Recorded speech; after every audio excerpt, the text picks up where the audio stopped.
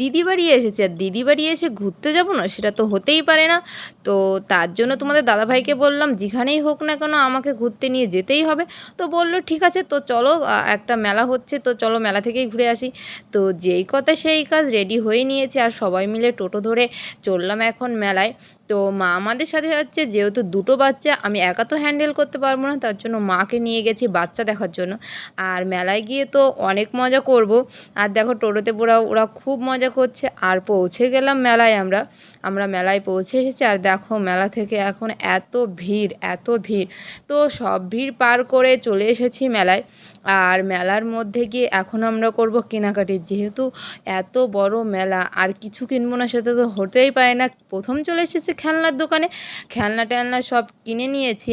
আর দুই ভাই বোনের জন্য পুরো হাত ভর্তি অনেক খেলনা কিনেছি। তো দেখো তোমাদের দাদাভাই করছে দরদাম, আর তারপরে আমরা কিনে নিচ্ছি খেলনা। তোমাদের দাদাভাই খেলনা কেনা হয়ে গেছে, চলে এসেছি খাওয়ার জন্য। যেহেতু মেলায় এসেছি কিছু খাবো না সেটা তো হতেই পারে না।